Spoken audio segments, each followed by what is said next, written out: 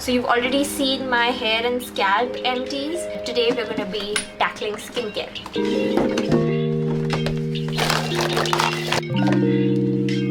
Hi guys, it's Magali. I was just collecting my empty products, but I neglected filming this video for so long, and that's why we have to split it. Today is part 2 because there's nothing like having to move 576 kilometers that makes you finally want to get off your ass and get rid of all of your junk. I actually divide all of the products by categories. I also list each and every product that I am going to show you guys in the description bar below, and there will also be links to purchase it in case you want to. I also have an Amazon storefront where I'm basically putting all of the empty products that I recommend only. Sometimes when I finished off something, it's maybe been discontinued or I found a dupe for it, so in that case I will link those similar products or dupes, whatever, also in the description bar, but they will have a little different icon so you'll know it's not a product I showed you guys, it's a dupe. Our first category is cleansers, and I think I might have the most products here. Even if I'm not actively practicing a lot of other skincare, cleansers is just something that's going to be a constant and something that ends up being pretty heavily used. First up, one cleanser from Juicy Chemistry. It's the Tamanu, Kakadu, Plum and Frankincense face wash that comes in a glass bottle. Juicy Chemistry products, I have tried just a couple of them, but they are generally good. I really trust the quality of the ingredients and the fact that it's all organic. It does come in a glass bottle. I do hate using glass bottles for any products I need to take in the shower because I'm always paranoid that it might slip and fall and break and also hurt me. This was good enough to finish, but not special enough to make me want to repurchase it. From Garnier, I have the Micellar Foaming Gel Cleanser. I got this from USA. I don't think they have it in India. This is supposed to be an all-in-one rinse off face wash, so it does a better job at removing makeup than most face washes, because face washes are generally not designed for makeup removal unless they actually say so. I have started double cleansing very religiously, especially when I put on makeup. I always double cleanse first, but we all know that sometimes we might be tired partying or something. You just are not in a mood to go through all of the steps to remove your makeup properly, and then if one product can do it, that's pretty good. I had a positive experience using it, but since it was a micellar product, it was so runny. You see it in a tube and you expect it will be like a gel, but it was a watery consistency. I also have this Clean and Clear foaming face wash that works well for me in the summer. I do feel that this one can be a little drying because Clean and Clear is targeted towards younger people more, especially like teen people who have oily skin and acne. I used to have that kind of skin, but I'm older now and my skin is not as oily. It does leave my skin feeling a little bit dry, and then I need to moisturize quickly. However, it's a good budget-friendly product, and I've actually bought this one when I've traveled and forgotten to carry face wash, like it has happened. I go to the local chemist or grocery store, and more often than not I end up picking up a small size of Clean and Clear only. The Pond's Pure White Mineral Clay Facial Foam. This is supposed to be anti-pollution. It did have a creamy clay texture, and this one is the charcoal variant. So I did have the other one, the pink variant as well. They are budget products. I found the texture of this to be quite nice. It does have a little bit of like exfoliation built in, but it's not like a scrub. It always left my skin feeling clean but not stripped, so I did enjoy using this quite a bit. It's a good one. I hate that they have to market everything as whitening or something. I know that it's a big selling point in India thanks to our society on the whole. Even if you were looking for whitening effects, I do not think any face wash or cream is actually going to do that. From Kiehl's, I have their Purifying Foaming Cleanser with white birch and peony. This one also happens to be a whitening product. It's from their Clearly Corrective white range, but since Kiehl's is a fancy brand, they market it as spot reduction. So if you have discoloration or dark spots, it is brightening like that, similar to the Body Shop's Drops of Light line. I don't really have too much discoloration. It's super creamy,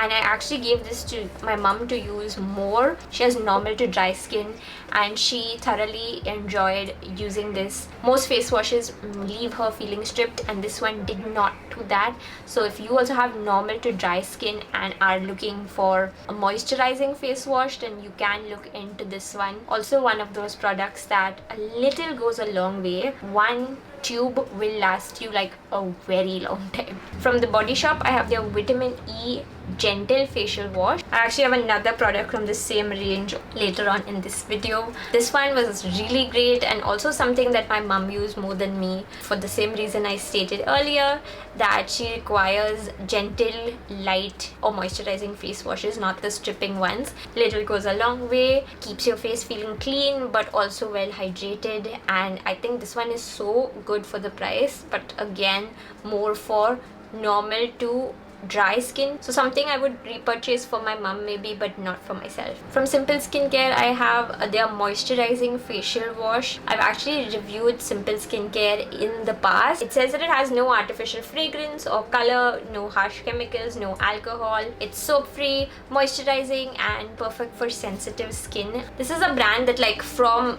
the marketing should work really well for me. However, this range didn't really work for me and I was heartbroken. I only really tried the initial range that they released in India, and I know that they have since expanded their stuff a lot, so I'm wondering whether I should give some of their newer products a try. But the first experience has left me a little bit emotionally scarred. Nah, I'm already laughing before I show you guys the next product. It is the St. Ives apricot scrub, such a notorious product that at one time all of us were using this on our face. It was time to wash my face. I'm draping the towel around my neck like Devanand, because if I don't, I will get water everywhere. I woke up that morning noticing that I had a few fresh angry zits on the way, especially on my jawline area, so I really wanted to nip them in the bud. This St. Ives apricot scrub is just so lovely and effective. Since it's a deep exfoliant, I only use it once a week.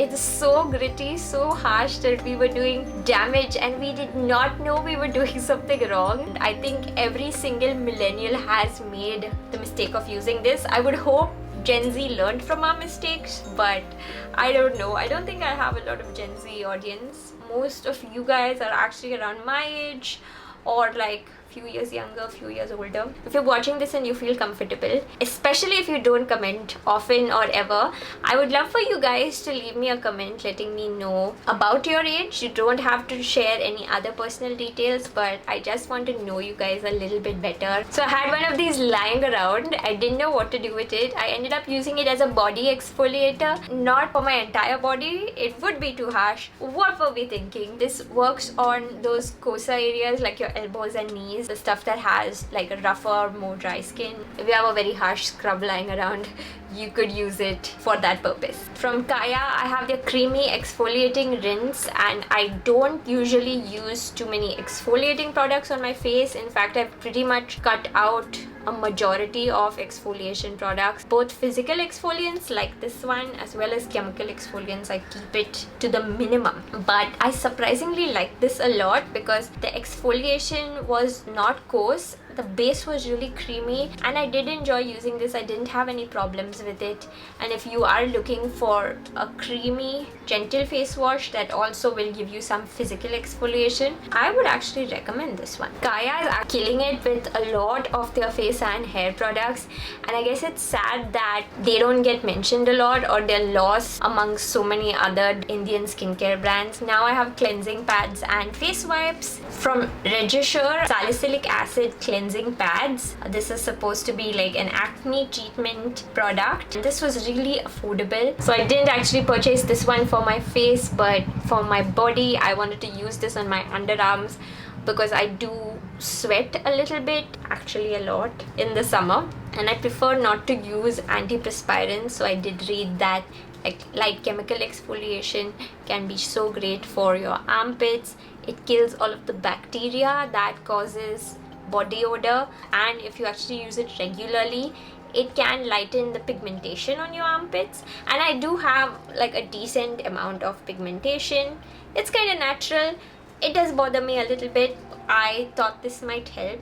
It was very easy to use because these are already moistened pads. You just take out one. I feel like it did help with the fresh feeling and body odor kind of thing. I don't know whether it lightened my armpits, and I am not repurchasing just because I'm using up another salicylic acid based product for the same purpose. My all-time favorite cotton pads, these are the Muji cotton puffs, which are made in Japan, and ever since I first bought one of these, I do not buy any other brand. They are available online. They're a smidge more expensive than similar cotton pads, but they're actually really good quality. They don't disintegrate fast. They're really soft. I'm very loyal to those cotton pads. As long as they're available, I will not try any other ones. You get a few different sizes. This is the 60 by 50 mm one, and there were 189 cotton pads in here, which is a strange number. Too many bags of baby wipes. This one was picked up on travels really long time ago. It's from Watson's. I picked it up in Thailand. I was happy that it actually still stayed moist for quite a while, and I just end up using the baby wipes to refresh my face. It does not remove makeup because it's not made to remove makeup. I also got a little sample pack of Milo baby wipes that were good enough. I do avoid purchasing baby wipes now, so I will not be getting more of these. Now I want to show you my favorite facial wipes of all time. I've already repurchased this one. I have it in use. This is the ʟʟᴜ Beauty Super Fresh All Over Cleansing Towelettes that you can use for your face as well as your body. This is also not a makeup remover wipe, but it is super refreshing and lovely. This pack did have 100 towelettes, and I think I used this pack up pretty much over more than a year or a year and a half. It stayed moist till the very end. It has this like plastic lid. Face wipes still make me feel a little bit guilty, so I've not cut them out completely, but I've heavily reduced my consumption of them. Since these wipes were pretty big, if I wanted to just wipe my face, I would often tear it in half, which is one of the reasons it lasted so long. Absolutely fantastic quality. Would 100% recommend these. I have a surprisingly low amount of toners. I used to go through more toner. Like many people, I guess I don't necessarily see toner's place in my routine anymore. I have this Kiehl's Calendula Herbal Extract toner, alcohol free. This actually had some floating calendula petals in it, and it's a pretty big bottle, so it did last a long time. It had a natural calendula fragrance. Calendula is supposed to be a calming ingredient also, so it did feel very nice and refreshing on, and it suited my skin type wonderfully. This is, however, eye-wateringly expensive, especially for a toner, which if it's not a hydrating toner, I do not think they have any business pricing it like this, but I did enjoy using it. A couple of more toners from Innisfree. These are minis. I have the Innisfree Bija Trouble Skin, which I actually had to look up what this was. Why can't they mention toner directly on the front? I don't know. Nothing much to report. The light refreshing kind, that worked fine. Then I have the Innisfree Bija Cica Skin. So this is from the Bija lineup only, but this one also has cica in it, and this one was more of that lotiony hydrating toner. I liked using this, but I have other hydrating toners that I like better, and I will usually only use a hydrating toner in winter time. In other seasons, just a moisturizer is enough for me. Now we move on to moisturizers, and the first subcategory is going to be like daytime moisturizers with sunscreen. I finally started a sunscreen habit, which every time I put on sunscreen, I still feel like really accomplished, like I have achieved some major feat. I know it shouldn't be like that, but I'm gonna take that dopamine hit wherever I get it. So I just have two sunscreens for this video, one of which is a mini size. It's Dermalogica Prisma Protect Broad Spectrum Sunscreen. It is pretty thick. The sunscreen filters in it seem to be really impressive, although in the last few years we have gotten access to so many new sunscreens, and I think Korean and Japanese sunscreens are like truly the future. This did cause me mild eye irritation though, and the full size of this is really quite expensive. That is why I'm not going to be repurchasing it, considering the price and the fact that sunscreen is a daily use product that you need to use like a decent quantity of, I can't really justify that, not in my budget at least. From the Body Shop, I have their Vitamin E Moisture Protect Emulsion, a light moisturizer with sunscreen, and this is also SPF 30, though I feel like as a society we've moved closer to SPF 50 now, but 30 is the bare minimum that all of us should be going for. I did really like this one, but I discovered one major downside of it, and that is this caused me extreme eye irritation. You need to put sunscreen around your eyes, otherwise what's the point? But if this got anywhere near my eye, even a little bit, I would like start crying. It would be red and burning. I would not stop burning for 15 or 20 minutes. I remember I put this on once and forgot how much it irritated my eyes. So I went to get a rickshaw just outside my house, and while I was waiting for the rickshaw, one of my eyes was burning so badly and I kept rubbing it. I'm pretty sure people were staring at me because they thought I was crying in public. Finally, I got in the rickshaw. I had to go about 10 kilometers. One eye stopped burning. By the time I reached my destination, the other eye started burning. No repurchase from me, and I've actually noticed that with a lot of the Body Shop face products. I don't really know what it is, but even moisturizers without sunscreen, they irritate my eyes. I have sensitive eyes. Body Shop used to be one of my favorite brands. I've reviewed so many of their ranges here in the past, but I'm wary of using their moisturizers now. And I'm not saying the same thing will happen with you, because my mom could use them without any irritation, but for me, every single one used to just not agree with my eye area. Just constant burning and watering. Not even a little bit, okay? Like a lot. Innisfree Perfect 9 Repair Cream. This one is a pretty heavy, thick cream that I would only recommend in the winter time and only for dry skin. It's one of those rich creams that can feel very nice if the air is very dry. It has a very strong fragrance, but I actually like it quite a bit. From Dot & Key, I have their Skin Plumping Moisture Infusion Mask, a water gel kind of mask that did feel really good. It suited my skin type, and it's something that you can apply during the summertime even if you have oily skin, but if you think it might be dehydrated, this one will give you a good infusion of moisture but will not feel uncomfortable. Two products from the Body Shop's Roots of Strength range, which is one of their anti-aging ranges. I have the Roots of Strength Firming Shaping Cream, which I don't really think a moisturizer can firm or shape your skin. It was extra hydrating, which is what anti-aging products usually tend to be. Great for drier skin. From the same range, the Roots of Strength Firming Shaping Serum in this glass bottle with a pump. This one could be used as a moisturizer on its own, but in warmer weather. It was similar to this, but in a more runny consistency. I felt that using both of them together was overkill for my skin, so I could either use this or either use this. The Laneige Cica Sleeping Mask. I bought this one around the time that it released in India, I think, so it's taken me quite a while to finish it off. This was a product that I was anticipating before it launched in India. I keep an eye on Laneige's new products. I like seeing what they have out in Korea, what they have out in USA, and usually takes a few months for it to reach here. Cica was an ingredient that I was really enjoying because at that time my skin was very sensitized and reactive.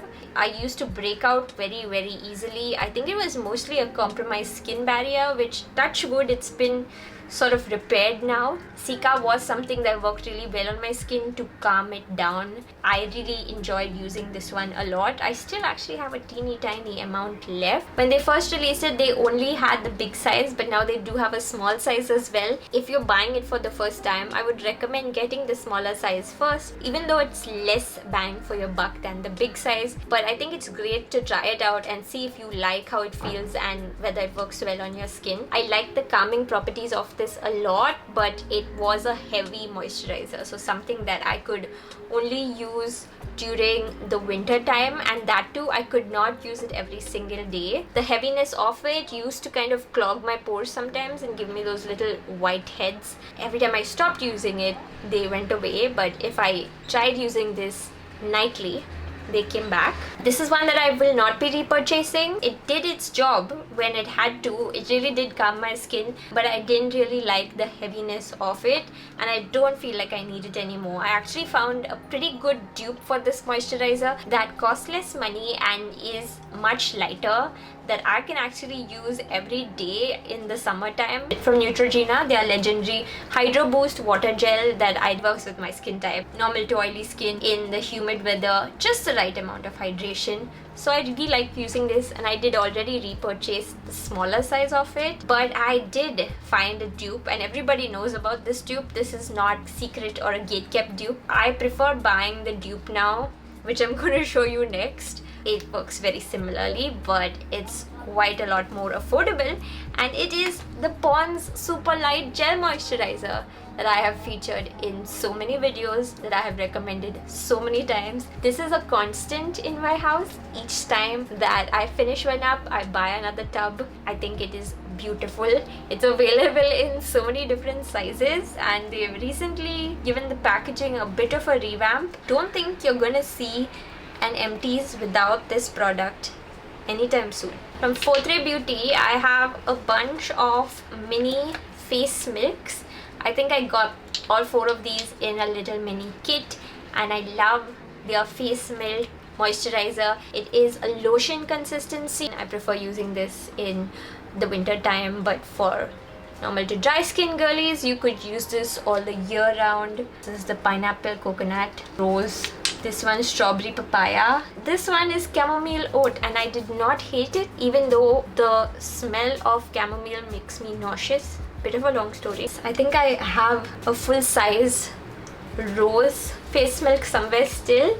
Underrated product. Final couple of products in the moisturizer category are actually eye and under eye care. So first up, I have this Dot & Key eye sleeping mask, which is similar in consistency to their moisture infusion water sleeping mask, but it was for the eyes. I really could not tell a major difference compared to the moisturizer. I have a dabba of this ʟʌᴜᴜ lavender tea eye gel patch that I bought quite a while ago. So these are those hydrogels that you put in your under eye area.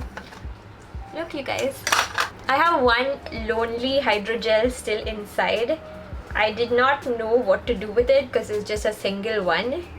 I enjoyed using this quite a lot. It is a lavender fragrance product also. This was perfect for me to use at night time. I used to keep it by my bedside just when I wanted that extra bit of like hydration and relaxation. Then this would come to my rescue. Towards the end, I had forgotten about it. The serum that was there inside the dabba got dried up, but I didn't want to waste, so I actually used my L'Oreal under eye serum, and then I use the hydrogels on top, and I can definitely tell that these hydrogels do help with better moisture and absorption and retention in your under eye area. I don't think you need to use these daily, and I also do not think they're like some magical thing that will make a very big difference. It is a mild difference. I already have another of the Pixie under eye patches. I did see that these are becoming more common now, and there are really affordable ones on Amazon. So if you would like to try them, I believe most of them will work really similarly, so you do not have to splurge on the priciest option. You can definitely give the affordable ones a try.